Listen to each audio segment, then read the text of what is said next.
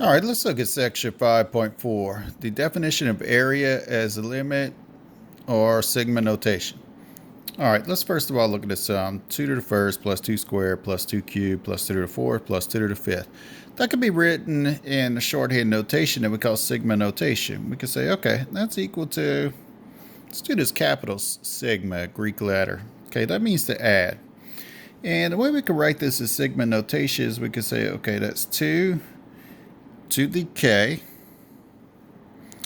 where k starts at 1 and goes all the way to 5.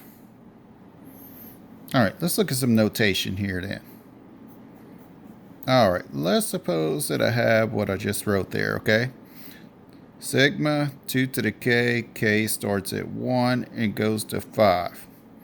Okay, now this right here we could say is our starting value of k. This number up here on top of the sigma is our ending value of k. And these have better names, like you could say the lower limit, upper limit of the sum, and so forth. All right. This notation right here, the sigma, says to add, means to add. And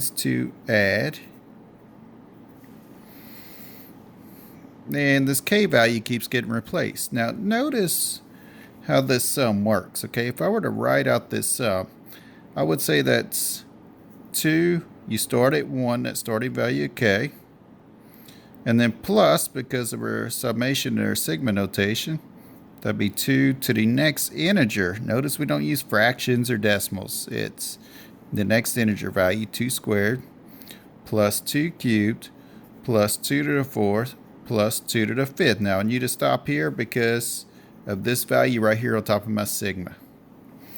For example, let's suppose I had maybe something that looked like this. Write out terms, but do not calculate.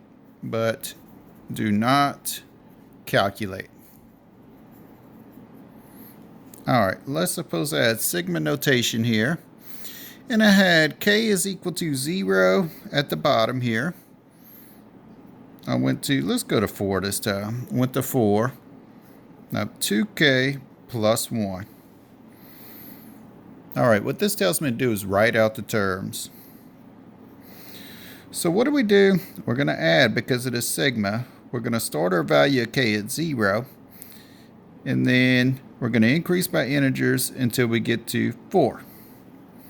So this will be like 2 times 0 plus 1.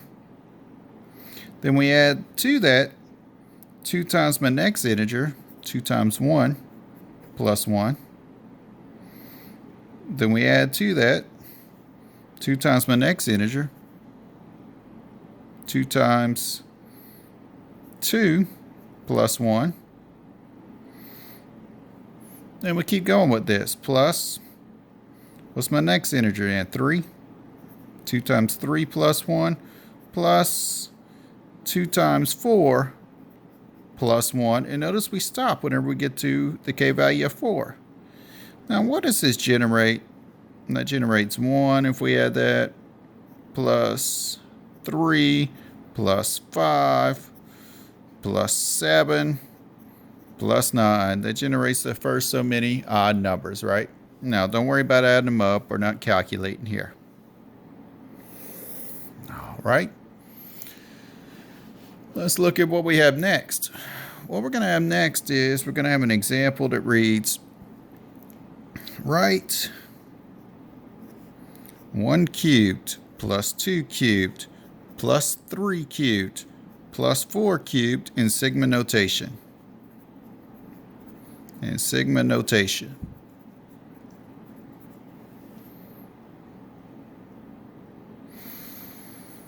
All right, to write this in sigma notation, well, I know I'm going to have the sigma. All right, now, what keeps changing? Notice what keeps changing here by an integer is the base of this thing. So the base here is going to be k. And what stays the same is the third, the exponent of 3. Now what is my starting value of k? K starts at 1. What is my ending value of k? 4. So there is some notation. Or I could say sigma notation. That's technically what I should say. Alright, how about y'all do this one now? Same set of directions here.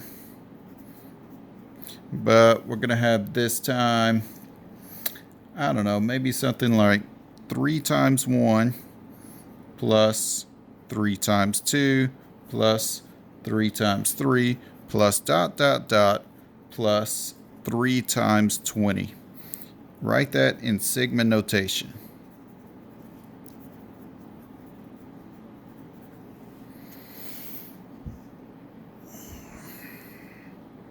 If I'm writing this in sigma notation, right, capital sigma.